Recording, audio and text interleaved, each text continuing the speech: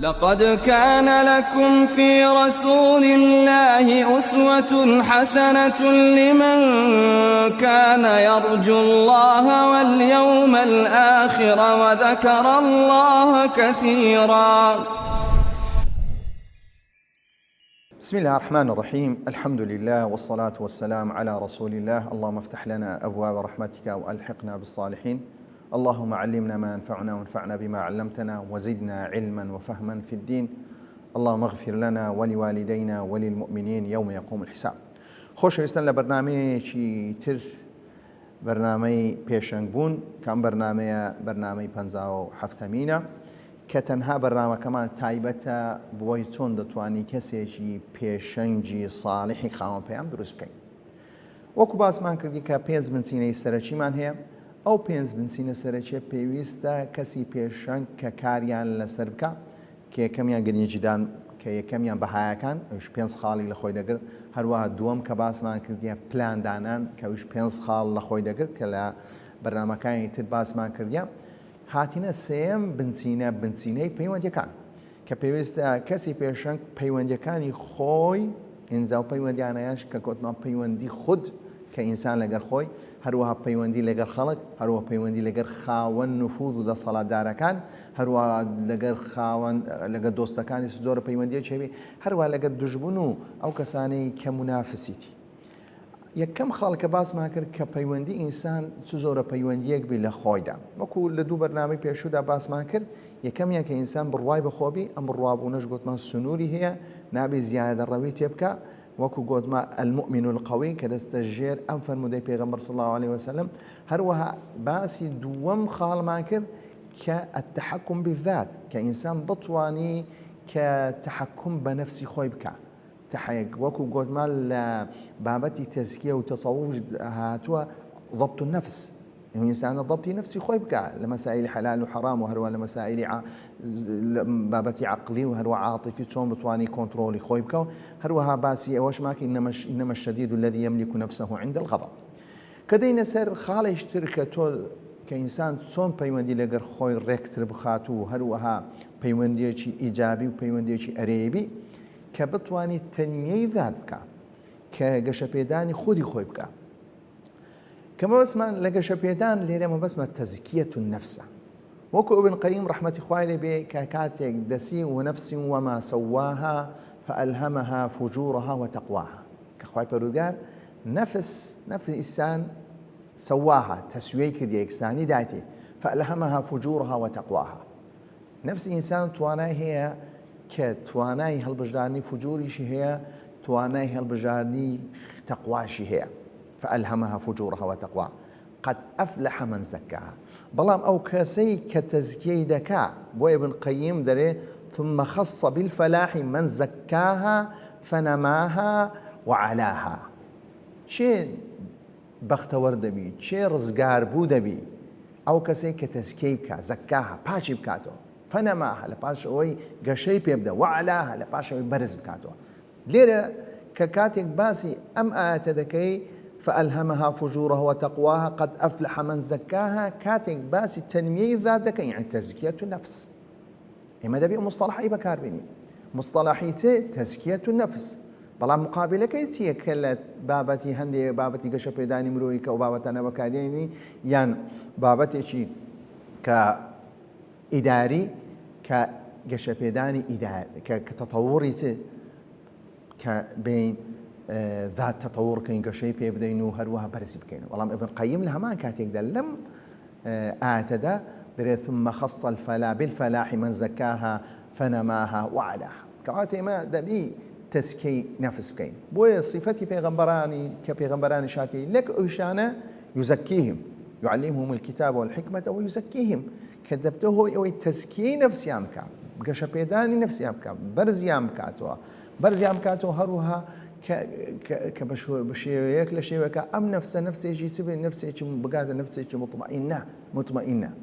بويك لو بابا تاني كذبته هو تنمية النفس كعبادات كزور جرينجا كجانبي كأو بابا تاني كقيمي إيمانية وقيمي نفسي وقيمي زانستي أو بابا تاني هم دبته إيوان أو كأو نفسي يجي تبي تزكية النفس بكي تزكية النفس كعبادات زور جرينجا كإنسان دا العبادات دا زور جرينج بيبدأ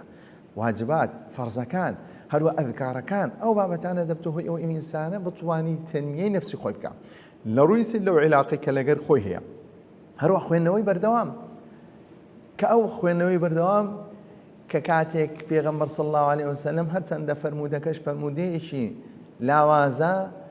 إن أخوف ما أخاف عليكم إعجاب المرء برأيه برأسي من زودة ترسم أو شيء زودة ترسم لإيوة إعجاب المرء برأيه كإنسان يقدر بالرأي خوي دا سرسان بي كرأي شيء در يزور بالرأي خوي سرسان بي ومن قال أنا عالم فهو جاهل هروها الزول لو كسان ترسم كابري من عالم خاوزان استم كسيك نابي أقد بيته ببيت عالم مش نابري من عالم نكو أم صفتي تدا فهو جاهل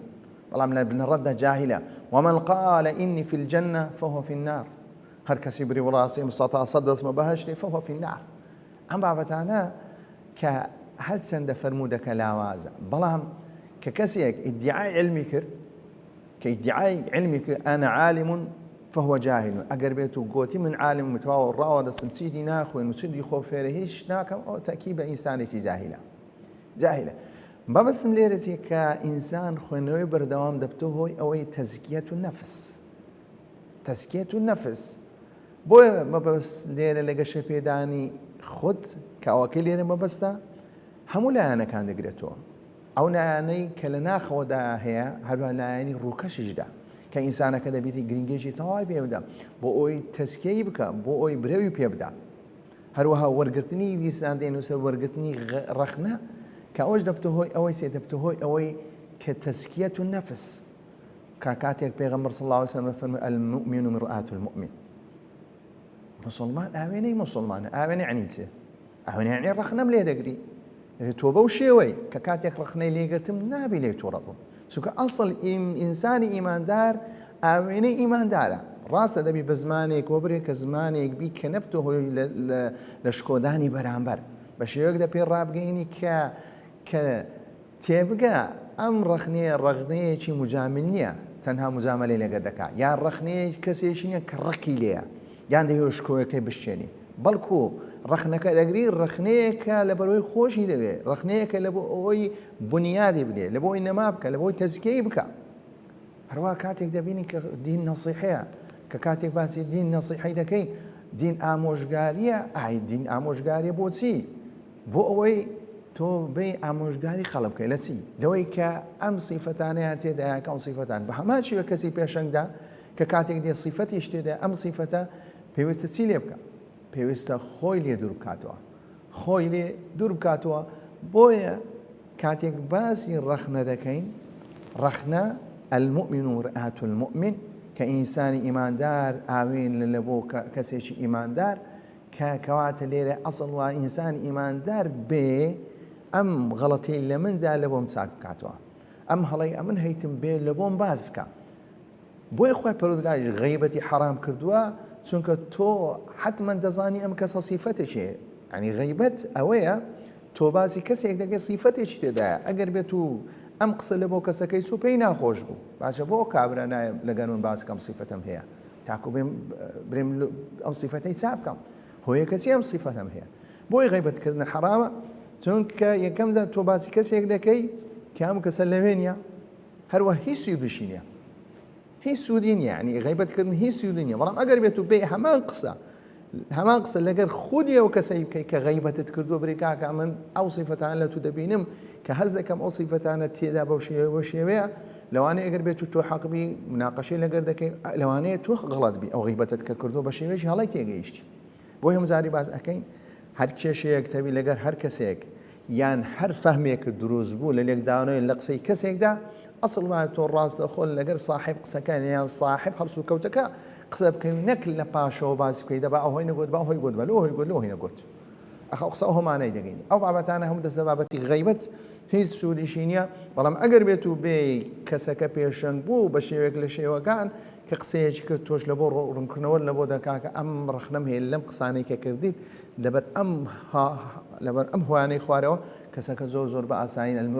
المؤمن مرآة المؤمن كديتو هلكاني لو وسيلة دكي هلكاني تو لبو راز دكيوا هلكاني تو لبو راز دكيوا